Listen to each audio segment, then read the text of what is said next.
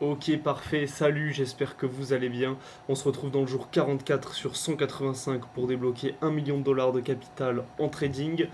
Alors, avant toute chose, je m'excuse, je pense que la qualité, je pense qu'elle va être bonne, mais je pense que le son sera pas très bon. Il y a un ventilo à côté de moi, je vais le mettre un peu au minimum. Voilà, je pense qu'on n'entendra pas trop, mais mon ordinateur fait pas mal de bruit. C'est pas grave. Likez, abonnez-vous et quand je verrai un petit peu plus d'engouement autour de cette chaîne, bah, j'investirai dans du matos, dans un micro, ce genre de choses, histoire de faire des bonnes vidéos. Mais j'ai pour principe de faire les choses, chaque chose en son temps. Je pars du principe que s'il n'y a pas euh, d'audition, enfin s'il n'y a pas de personnes qui regardent pour le moment, il n'y en aura pas plus quand j'aurai un micro. Enfin, c'est pas ce qui va faire la différence. Mais si le contenu vous intéresse, bah, faites-le moi savoir et j'achèterai un micro. Bon, ça me fait plaisir déjà d'aller enfin sur les graphiques et de faire du trading parce que c'est une chaîne trading et on n'a fait que 2 vidéos pour l'instant, je crois, sur les graphes et sur TradingView. Donc je suis très content et je pense qu'on va prendre un rythme un petit peu régulier, c'est-à-dire que chaque vidéo, voilà, je tournerai sur les coups de 15h30, 16h, 17h dans ces eaux-là, au moment où j'ai déjà fait ma journée de trading, en grande partie, où je présente donc toutes les positions que j'ai prises, le débrief des positions précédentes, et on fait un point complet. Je pense que c'est le contenu qui pourra intéresser le plus grand nombre de personnes. Donc je vais vous présenter les positions que j'ai prises aujourd'hui. Alors premièrement j'ai pris une position sur Bitcoin, alors du coup c'était pas aujourd'hui tout à fait, je crois que c'était hier soir. Je suis rentré ici le 10, on est le 11, voilà. Donc j'ai pris une position sur Bitcoin hier soir. Je sais pas trop si je vais vous présenter à chaque fois dans le détail les positions. Ça, vous me direz si c'est quelque chose qui vous intéresse et si vous voulez plus de détails, ou si vous voulez juste voir un petit peu l'évolution, comment ça se passe. Pour faire simple, cette zone violette, c'est une zone où j'attends un retournement. J'en ai parlé dans ma vidéo d'analyse sur Bitcoin. J'attends un retournement dans cette zone violette. Ça n'a pas changé pour le moment. Même si la structure est de moins en moins belle, ça reste valide. Donc j'attends un retournement dans cette zone. J'attends en interne des zones intéressantes. Là j'ai eu un début de tendance baissière. Alors je vérifie juste quelque chose. Ok. Et j'ai tracé un Fibonacci sur la dernière vague baissière qui m'a donné une zone de retournement donc entre les 0,618 et 0,786. Et dans cette zone, j'ai attendu un module de retournement donc à l'aide de mon indicateur. Et je me suis placé sur la cassure du dernier plus bas. Donc à ce moment-là, je suis rentré en trade, en short, et c'est un trade qui se passe assez bien. Alors j'ai une astuce, quelque chose d'assez pratique.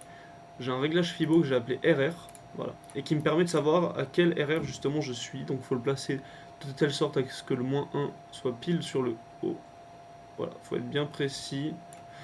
Bon, voilà, je sais que pour l'instant j'ai fait RR de 1. Là pour l'instant il n'y a pas vraiment le management comme je l'ai expliqué mais j'en parlerai plus en détail. J'ai un tableau dans lequel je rentre tous mes trades et je rentre le résultat en fonction du risk management.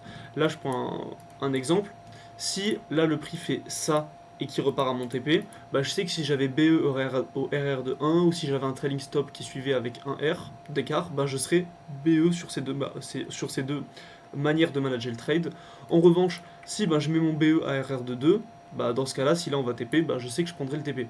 Et là, je récolte un maximum de data pour qu'à la fin, je puisse choisir quelle méthode j'utilise.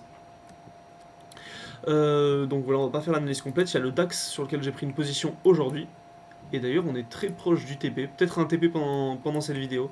Alors, je précise que c'est du démo, mais c'est des positions qui sont prises en direct.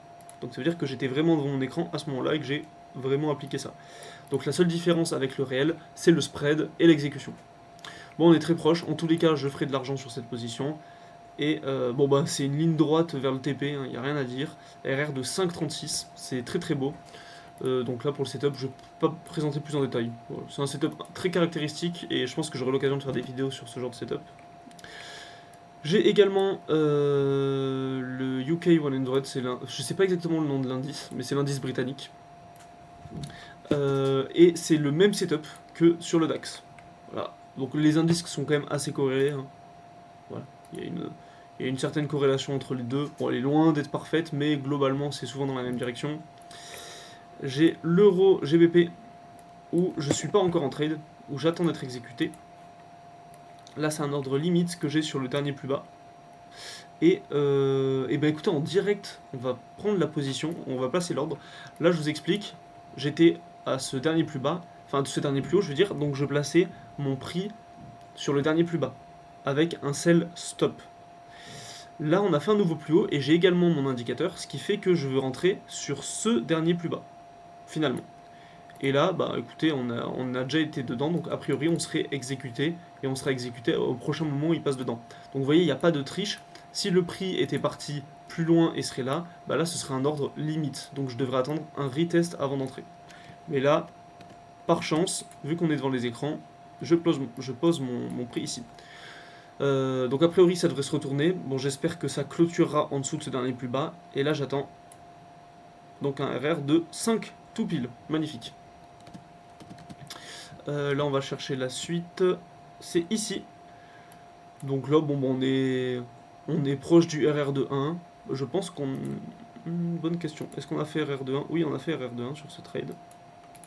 Bon, comme vous voyez là, j'ai beaucoup de réussite aujourd'hui, c'est-à-dire que quasiment tous mes trades ont été au moins à RR de 1. Il y en a un qui est pas beau pour le moment, je vais vous le montrer.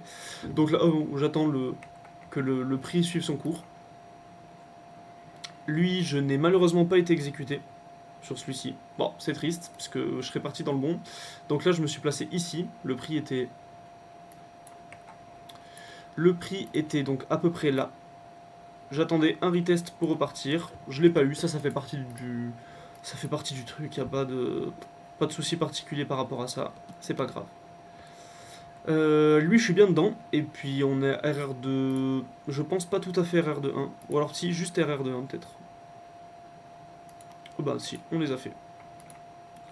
Cet outil, il est vraiment pratique, hein. Le Fibo, c'est vrai que ça a des utilisations un peu détournées. Alors, c'est plutôt ici, vu que je me protège sur le dernier plus haut. Bon, ça change pas grand-chose, mais voilà. Alors, peut-être que dans les faits, je décalerai un petit peu mon SL à chaque fois pour éviter le spread. À voir. Donc, RR de 1 également sur lui. C'est aussi un setup assez classique, hein, que j'aurai l'occasion de présenter un peu plus en détail. Là, je suis dedans. Alors là, c'est plus un swing que j'attends. Donc là, c'est une entrée qui est vraiment petite UT, où on est proche du RR de 1. Mais vous voyez, j'attends un RR de 18 sur ce trade, potentiellement. Et donc, ce serait du daily l'analyse quasiment. Donc, ce serait sur plusieurs jours. Donc, vous voyez, il y a plusieurs unités de temps que je trade. J'ai des intraday, des quasiment scalp. Bon, quand même pas. Plus de intraday, c'est minimum de 3 heures à chaque fois. Et j'ai des trades vraiment en swing, mais on est déjà quasiment ABE sur celui-ci. Donc, alors, mon but primaire, c'est de trader en prop firme. Donc, sur certaines props, ce serait compliqué. Mais j'ai prévu d'avoir un compte propre également. Donc, je m'entraîne quand même sur ce genre de trade. Ok, là, il y a eu un gros retracement. Il y a eu un gros retracement, puis on est reparti dans le bon. Également RR de 1 ici. A priori. Oh, peut-être pas. Pas tout à fait. RR de 1. Alors ça, c'est un tout petit RR. Alors, pour moi, un tout petit RR, donc 2,81. C'est très rare que je prenne des RR aussi petits. C'est un choix perso. Et on est dans une zone potentielle de retournement pour de la baisse derrière. Donc c'est un trade assez risqué. Maintenant, je suis encore en train d'expérimenter pas mal, donc je ratisse assez large. Mais pour l'instant, on est bientôt dans ARR de 1, donc dans le bon. Voilà, c'est elle pour l'instant ma position la moins belle de la journée, puisque ben, rien d'intéressant. Mais à nouveau, c'est pour un trade, donc RR de 4, là, puisque j'ai un SL assez large, mais c'est pour un trade... ah oui, non, c'est ça. C'est ça, je me souviens. C'est pour un swing. Donc un gros RR comme vous voyez. Mon but c'est de target ce lot ici, donc RR de 23. C'est pour ça que je suis patient, c'est pas grave si je me fais SL. Je peux me faire SL 2-3 fois sur cette entrée, y a pas de souci, parce que ce que j'attends c'est ça. J'utilise aussi les moins 0,27 de Fibo, donc en extension par rapport à ce mouvement. Vous comprendrez sûrement pas pourquoi. À l'occasion je vous en parlerai un petit peu plus de ma méthode. Mais bah là c'est intéressant, hein. J'aime bien ce que je vois. Il n'y a pas de... Voilà, donc pour moi, même si je me fais SL, je retenterai le sell. Donc l'important, c'est que si je me fais SL, c'est que ça se retourne directement après, et à ce moment-là, je chercherai la continuation. Mais ce genre de trade, voilà, quand on va chercher un RR de 20, on peut accepter 1, 2, 3, même 10 SL en réalité. Si à la fin ça TP, ben, je fais quand même un RR de 10. Donc il n'y a pas de... Voilà. On peut pas faire et des gros RR et des gros win rate, donc j'accepte tout à fait. Si je prends un SL, il n'y a pas de souci. C'est pour ça que c'est bien de varier, que je prends des RR de 3, 4, des RR de 10, 15. Déjà pour la psychologie c'est plus simple, parce que des RR de 20 c'est très difficile à laisser tenir. Par contre, si j'ai un RR de 20 qui est en cours, mais que pour l'instant je continue à trader, je prends des petits RR, des RR de 4, de 5, ce genre de choses. Voilà. Alors, à savoir, RR de 4, 5, c'est pas des petits RR. En règle générale, c'est déjà énorme. Pour beaucoup de gens, c'est très gros et pour vous dire, jusqu'à très peu de temps, je tradais que des RR de 2. C'est en mettre en relation avec le win rate, évidemment. Moi, j'accepte de prendre beaucoup de SL, mais aujourd'hui, ben, pas de SL pour le moment, donc ça fait plaisir, on va dire. Voilà, je vous ai présenté les trades de la journée. C'est une vidéo assez courte, assez simple. Je reviens sur... Voilà. C'est une vidéo qui était donc assez courte. J'espère qu'elle vous aura plu. Je vous laisse commenter, me dire un petit peu ce que vous en pensez. Demain, on reviendra donc sur les résultats des trades de la journée, faire un petit point dessus, et également sur les nouveaux trades que je prends. Donc voilà, je vous souhaite une bonne soirée. Je vous laisse sur cette fin de vidéo, et on se dit à demain.